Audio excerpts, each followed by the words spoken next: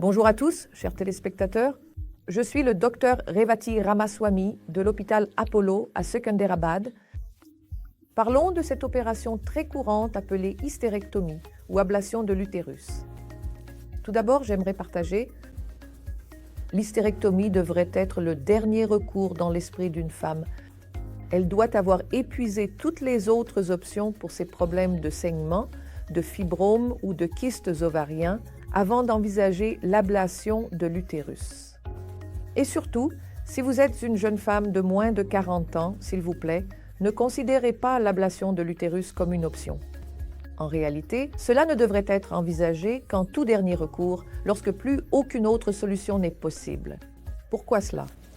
Permettez-moi de vous dire que les ovaires sont la source des hormones les plus importantes pour la femme, les œstrogènes, la progestérone et une certaine quantité de testostérone. Et les ovaires cessent de fonctionner à la ménopause, qui survient généralement entre 46 et 55 ans. Mais lorsque vous retirez l'utérus avant 40 ans, les ovaires cessent de fonctionner plus tôt.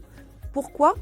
Parce que l'apport sanguin aux ovaires et celui à l'utérus sont entrelacés à certains endroits, et lorsque nous retirons l'utérus, nous compromettons l'irrigation sanguine des ovaires.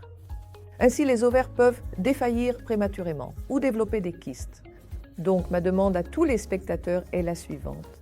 Avant 40 ans, n'envisagez pas l'ablation de l'utérus, sauf si cela est absolument inévitable. Même après 40 ans, il existe de nombreuses alternatives comme l'hystéroscopie, la colposcopie ou encore les thérapies hormonales avant d'envisager le retrait de l'utérus. Cela devrait être la toute dernière option à laquelle vous pensez. Lorsque le médecin affirme qu'il n'existe aucune alternative à part l'ablation de l'utérus, ce n'est qu'à ce moment-là qu'il faut envisager l'hystérectomie.